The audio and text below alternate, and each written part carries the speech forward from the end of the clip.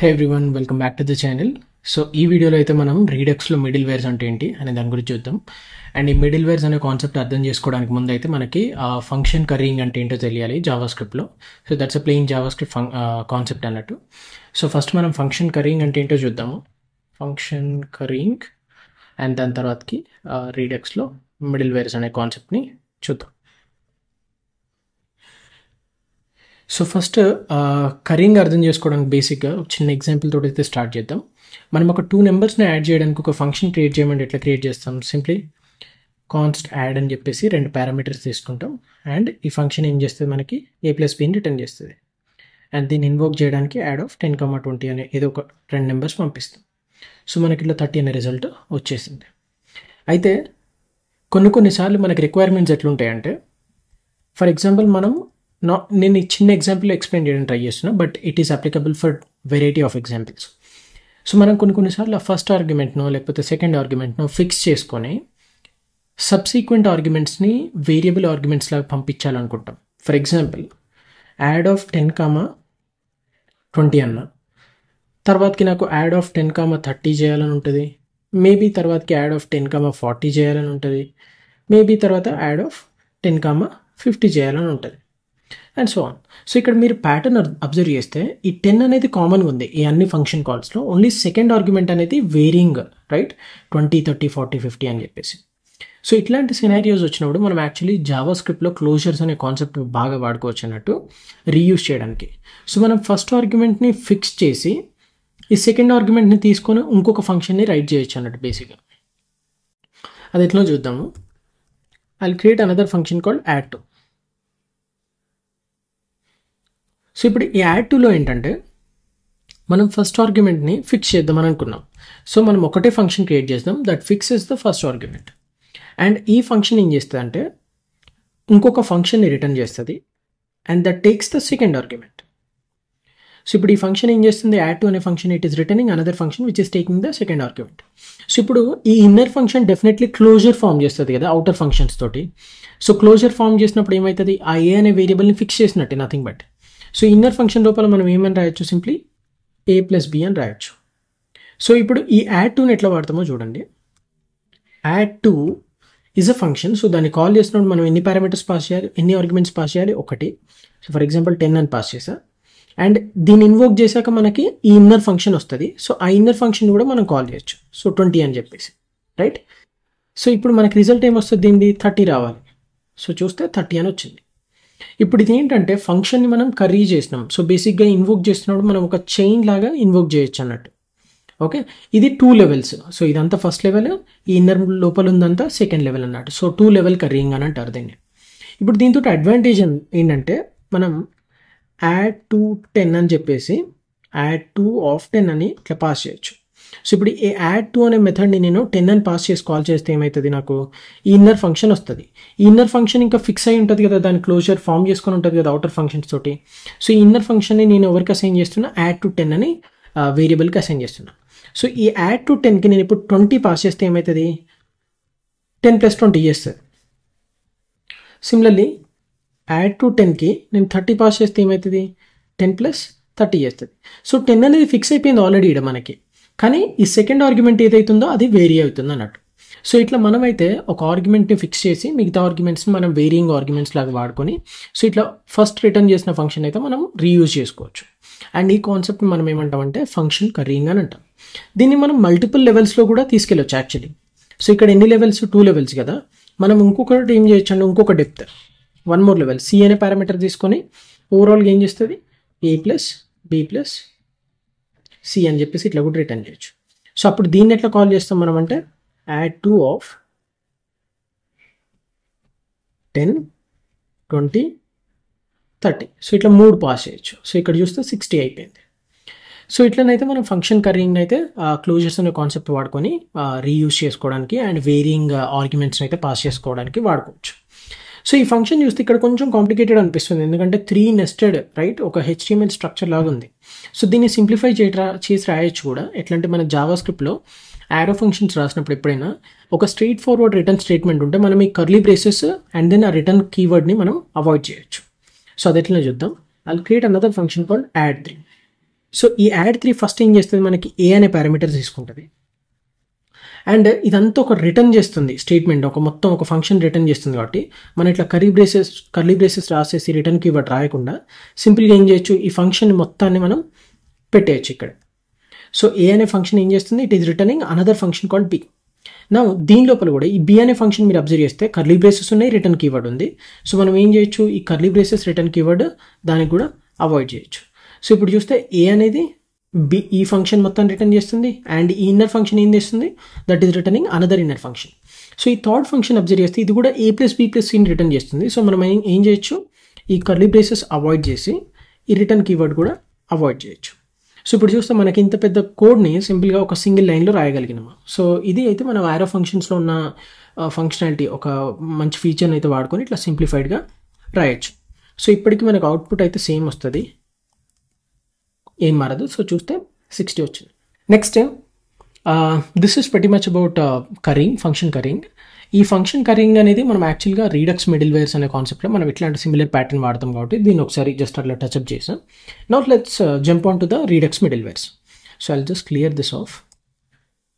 So Redux middlewares మనకి so far మనం రీడక్స్లో ఏం అర్థం చేసుకున్నామంటే, ఒక ప్లేస్ నుండి మనం ఏం చేస్తాం, యాక్షన్స్ని డిస్పాచ్ చేస్తాం, రైట్? Dispatch action. సో యూజువల్గా మనం యాక్షన్స్ ఎప్పుడు డిస్పాచ్ చేస్తామంటే, యూజర్ ఏదైనా బటన్ క్లిక్ చేసినప్పుడు, బేసిక్గా UI కాంపోనెంట్స్ మీద చేస్తాం అన్నట్టు. అంటే యూజర్ ఏదైనా ఇంటరాక్ట్ చేసినప్పుడు, లేకపోతే ఏమైనా బ్యాక్గ్రౌండ్ ఈవెంట్స్ అయినప్పుడు, లైక్ బ్యాక్గ్రౌండ్ ఈవెంట్స్ అంటే రెస్పాన్స్ రిసీవ్ చేసుకోగానే, లేకపోతే అట్లా. సో అట్లాంటప్పుడు మనం ఈ యాక్షన్స్ అనేటివి డిస్పాచ్ చేస్తాం. ఈ యాక్షన్స్ డిస్పాచ్ చేసినప్పుడు అవి డైరెక్ట్ ఎక్కడికి వెళ్తుండే, ఇప్పటిదాకా రెడ్యూసర్కి రీచ్ అవుతుండే.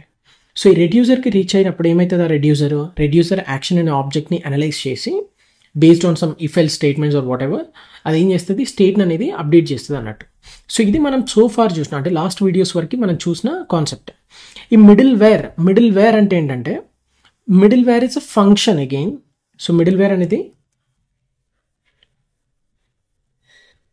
is a function that sits in between the action dispatcher and then the reducer. Okay, middleware ఎప్పుడైనా ఎక్కడ దేని మధ్యలో ఉంటుంది, యాక్షన్ డిస్పాచ్ చేసిన దానికి ప్లస్ రెడ్యూసర్కి మధ్యలో కూర్చుంటుంది. ఆ మధ్యలో కూర్చుని ఏం చేస్తుంది అంటే, it may execute some business logic or it may do some asynchronous processing, right? Or it may do some kind of logic అయితే ఎగ్జిక్యూట్ చేయడానికి ఆ మిడిల్ వేర్ ఉంటుంది. మీకు డౌట్ రావచ్చు, మరి మిడిల్ వేర్స్ ఎందుకు డైరెక్ట్ ఆ రెడ్యూసర్లోనే లాజిక్ మొత్తం రాసేయచ్చు అని చెప్పేసి.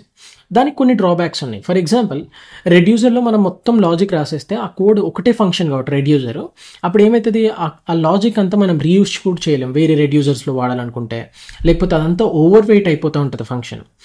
ఇంకొకటి ఏంటంటే, reducers are pure functions and they are not asynchronous functions.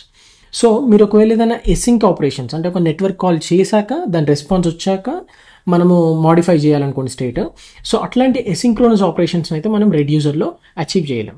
So అట్లాంటప్పుడు మనం ఏం వాడచ్చు అంటే ఈ మిడిల్ వేర్స్ వాడచ్చు. ఎందుకంటే middlewares can actually execute asynchronous task too. So ఈ ఎసింక్రోనస్ టాస్క్ని కూడా ఎగ్జిక్యూట్ చేస్తాయి కాబట్టి మనం ఈ మిడిల్ వేర్స్ని యూజ్ చేసుకొని అదైతే అచీవ్ చేయొచ్చు. సో మనకి ఇప్పుడు మిడిల్ వేర్స్ వచ్చినాక ఏమవుతుందంటే, in between action dispatcher and then the reducer, here comes the middleware.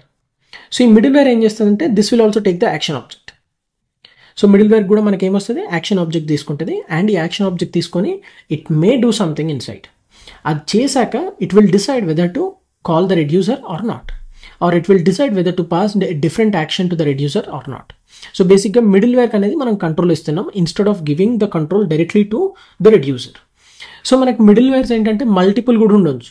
అంటే ఇక్కడ నేను మిడిల్ వేర్ 1 అని చెప్పేసి దీని తర్వాత ఇంకొకటి మిడిల్ వేర్ 2 అని చెప్పేసి దానికి కూడా యాక్షన్ పాస్ చేయొచ్చు అండ్ సో ఆన్. సో మనము ఒక యాక్షన్ని డిస్పాచ్ చేసినప్పుడు ఎన్నంటే అన్ని మిడిల్ వేర్స్ నుండి కూడా దాన్ని ప్రాసెస్ చేయొచ్చు అన్నట్టు. సో బేసిక్గా middlewares are a list of middlewares, a list of functions అన్నట్టు. సో ఒక అరే ఆఫ్ ఫంక్షన్స్ లైక్ ఇట్లా M1 middleware, M2 middleware, M3, M4 and so on. So ఇట్లా ఏంటంటే అన్నీ ఉంటాయి. సో ఇదైతే theory, మనం ప్రాక్టికల్గా దీన్ని కోడ్ చేసి చూద్దాము. సో నేను ప్రాక్టికల్గా ఈ మిడిల్ వేర్స్ని అర్థం చేపించడం కోసం నేనైతే ఆల్రెడీ మనం కౌంటర్ అప్లికేషన్ ఒకటి చేసాం కదా, సో అట్లాంటి సిమిలర్ది కోడ్ అయితే నేను కాపీ పేస్ట్ చేసుకున్నా. సో బేసిక్గా మనకు వ్యూ అనేది ఒక పారాగ్రాఫ్ ఉంది అండ్ ఇంక్రిమెంట్ బటన్ ఉంది. సో ఇంక్రిమెంట్ మీద క్లిక్ చేసినప్పుడు మనకి కౌంట్ పెరగాలి. సో ఇక్కడ చూస్తే రెడ్యూసర్లో 2 యాక్షన్స్ హ్యాండిల్ చేస్తున్నా అండ్ స్టోర్ ఇక్కడ క్రియేట్ చేసా. ఇన్పుట్ బటన్ మీద క్లిక్ చేస్తే నేను ఏం డిస్పాచ్ చేస్తున్నా, ఐఎన్సీ అనే యాక్షన్ డిస్పాచ్ చేస్తున్నా. అండ్ స్టోర్ని సబ్స్క్రైబ్ చేసుకొని ఎప్పుడైతే స్టోర్లో వాల్యూ మారుద్దో అప్పుడు నేను ఆ వ్యూ అంటే ఆ పారాగ్రాఫ్ యొక్క ఇన్నర్ టెక్స్ట్ అయితే మోడిఫై చేస్తున్నాను. సో మీరు ఒకసారి దీని ఫంక్షనాలిటీ చూస్తే సింపుల్గా ఇంక్రిమెంట్ ఫంక్షనాలిటీ ఉంది. సో ఇది ఇప్పుడు దీని మీద మనం మిడిల్ వేర్స్ని ఎట్లా వాడాలి అనేది అర్థం చేసుకుందాం. ఫస్ట్ మనకి ఎప్పుడైనా ఈ స్టోర్ని క్రియేట్ చేస్తున్నప్పుడు మనం రెడ్యూసర్ని ఎవరినో డిఫైన్ చేస్తున్నాం. అంటే ఎవరికి వెళ్ళాలి ఈ యాక్షన్స్ అనేటివి కూడా డిఫైన్ చేస్తున్నాం. అంటే మనం ఏ యాక్షన్ డిస్పాచ్ చేసినా కూడా ఈ స్టోర్ మీద అది ఎవరికి రీచ్ అవ్వాలి అనేది డిఫైన్ చేస్తున్నాం. సో సిమిలర్లీ మిడిల్ వేర్స్ కూడా concept under the store, right? అంటే మనకి ఎట్లయితే ఈ రెడ్యూసర్కి వెళ్ళాలి అని డిఫైన్ చేస్తున్నామో మిడిల్ వేర్స్కి వెళ్ళాలి అనేది కూడా మనమే డిఫైన్ చేయాల్సి ఉంటుంది. సో అది ఎట్లా డిఫైన్ చేస్తామంటే మనం ఈ రీడక్స్ లైబ్రరీలో మనకి అప్లై మిడిల్ వేర్ అనే ఒక ఏపీఐ ఉంటుంది, ఒక ఫంక్షన్ ఉంటుంది బేసిక్గా. ఈ అప్లై మిడిల్ వేర్ ఏం చేస్తుందంటే ఈ takes a list of middlewares. So మీరు ఇక్కడ చూస్తే list of middlewares, middleware 1, middleware 2 and so on.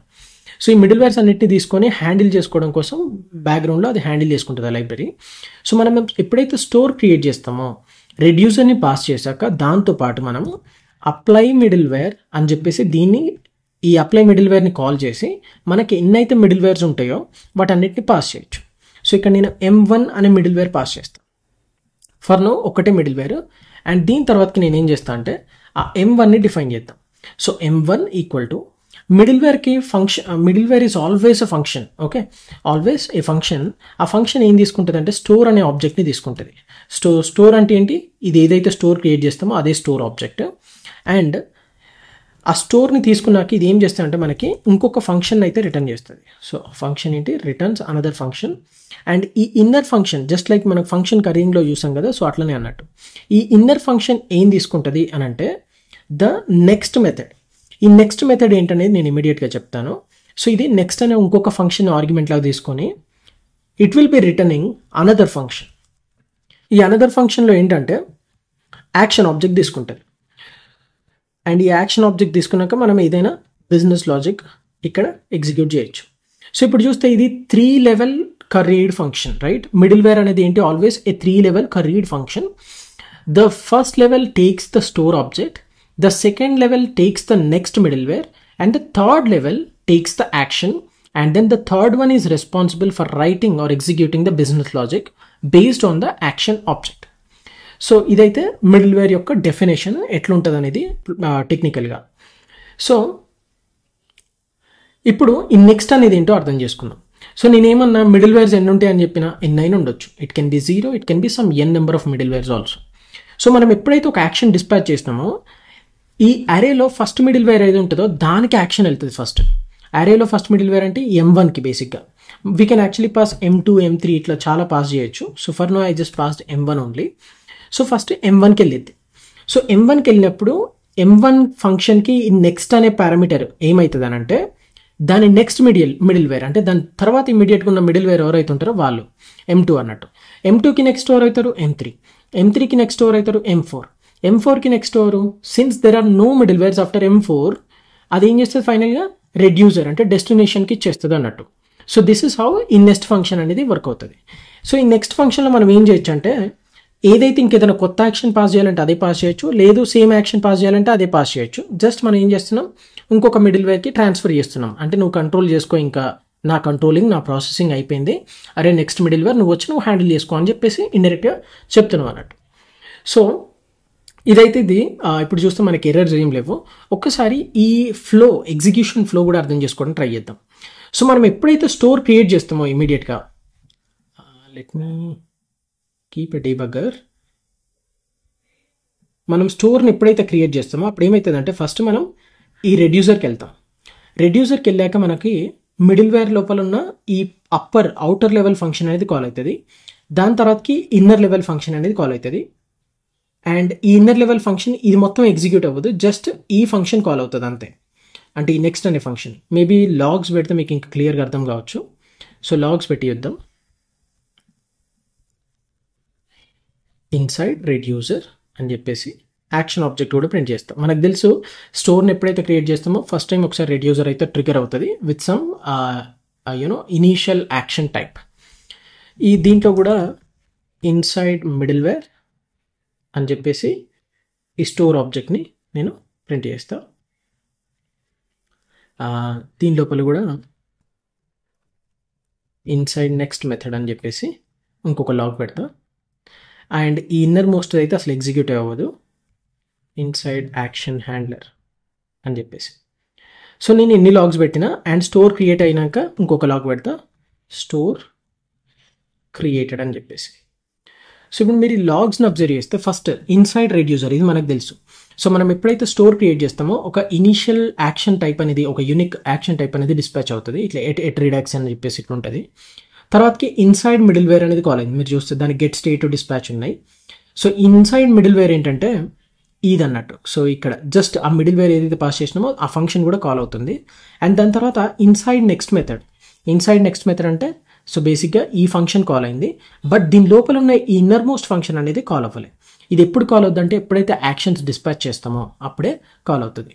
And then ఈ 3 ఎగ్జిక్యూట్ అయ్యాక ఫైనల్గా ఏమొచ్చింది మనకి, స్టోర్ క్రియేటెడ్ అని చెప్పేసి వచ్చింది. సో ఇట్లనైతే మనకి ఎగ్జిక్యూషన్ ఫ్లో ఉంటుంది. Let me remove these logs.